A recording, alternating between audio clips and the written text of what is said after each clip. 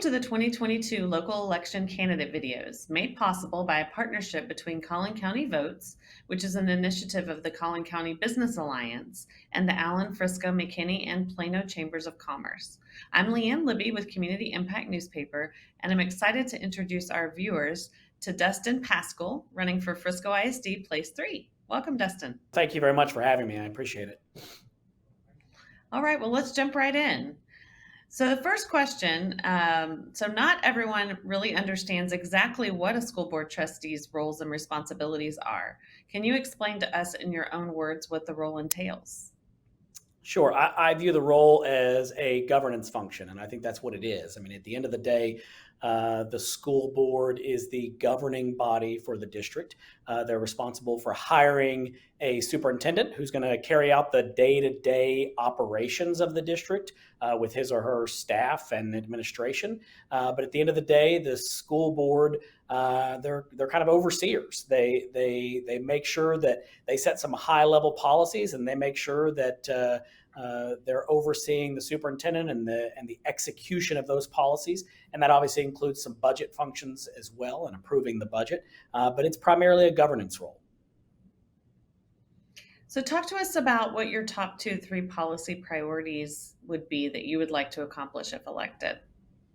Sure. I mean, I think first and foremost, no one can talk right now without talking about the great resignation that's occurring across the country and the fact that no industry is spared, and that includes education. And we've got a teacher shortage. And I mean, some of that was happening before. We already saw data of colleges not having as many people enrolling in educational programs. And so we weren't getting those folks coming out to be teachers. So we're going to have to deal with the issue of not only recruiting people to teach and work in our district, but maintaining those that we have and taking care of them. So we've got to look at retention efforts.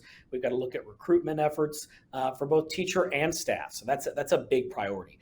I think secondarily, we're dealing with a bit of a mental health crisis amongst our students. And quite honestly, it's with our staff and teachers too. COVID was rough on everybody. And obviously there's some learning loss issues. Frisco's doing better than most. But besides the learning loss, we've got that mental health concern that we've got to examine, we've got to be on top of, and we got to make sure we're taking care of our students and our teachers and staff so that they can do the best jobs that they're going to do. Well, so you mentioned the pandemic. So how has it impacted Frisco ISD? And if elected, what would you do to help address and work through those issues? Yeah, I mean, I think I kind of referred to it briefly a little bit before. I mean, there's a little bit of a learning loss. I mean, that learning loss is obviously higher in kind of math and science. That just tends to happen.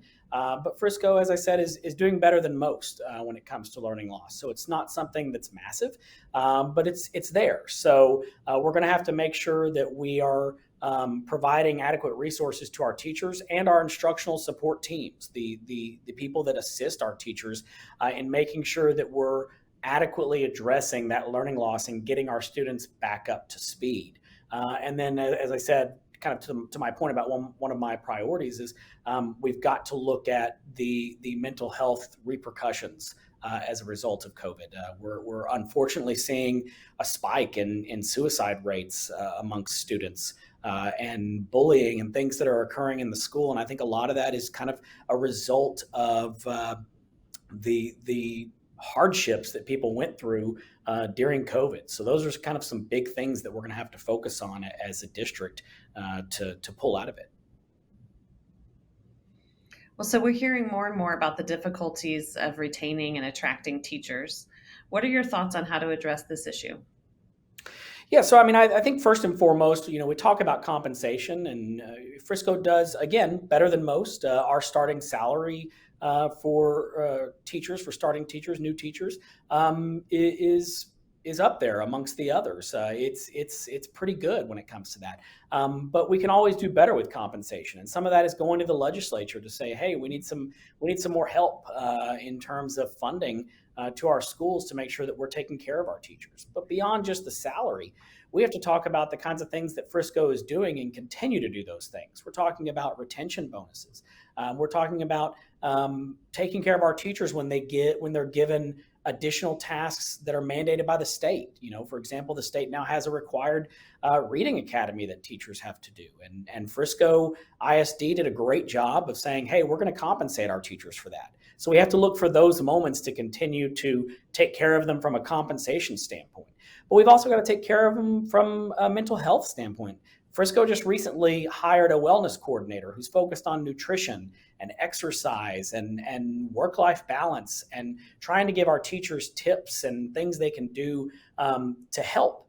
But beyond that, we've got to ensure that we're properly training our principals and assistant principals at the campus level, because the workplace culture for our teachers starts at the campus level.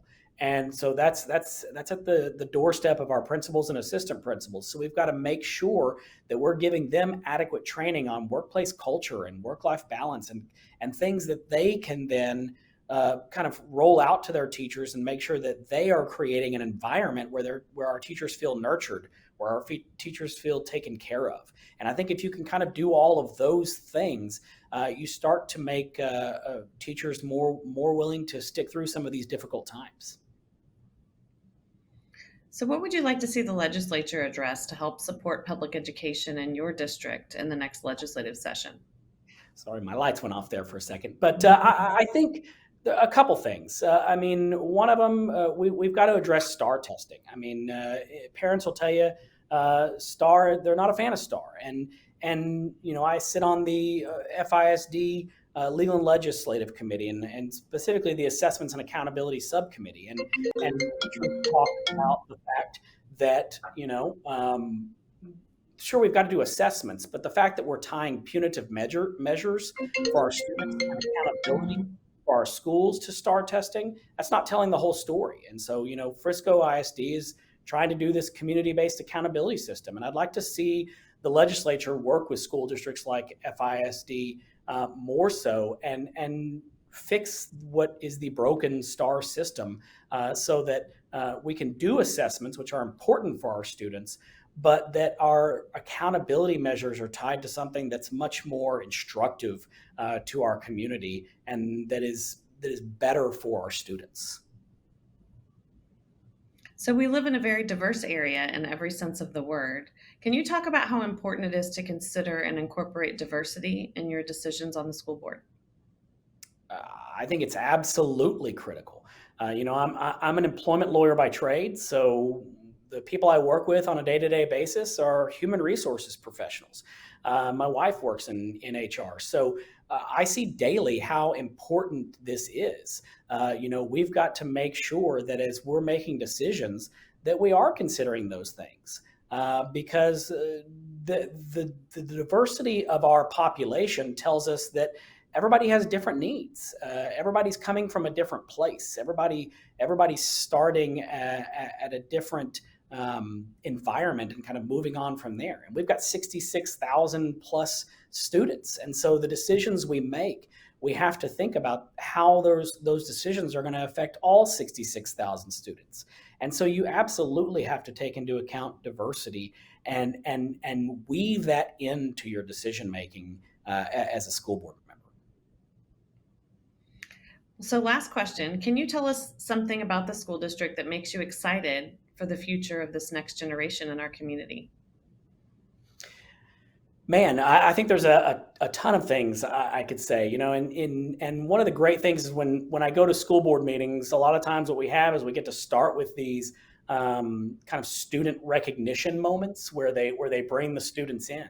And I've seen where we highlight the ACT and SAT scores, and you'll sit there for a minute and groan because you're like, oh, we're going to have to go through 150 students that are going to get called by name and walk across. But then you think about it and you're like, man, that's 150 students that are just doing fantastic when it comes to SAT and ACT. And then beyond that, you see when they roll in with the sports and the athletics and the fine arts and everything that our students are doing. And you get to see firsthand that Frisco ISD is developing students who are well-rounded, who are smart, who are go-getters, and you even hear them speak in public comment. And so I'm absolutely heartened by the fact that Frisco ISD is raising up a new generation of people who are going to go out into the world and become leaders just like the rest of us. Well, Mr. Paschal, thank you so much for joining us today and allowing the voters the opportunity to hear directly from you on these important issues.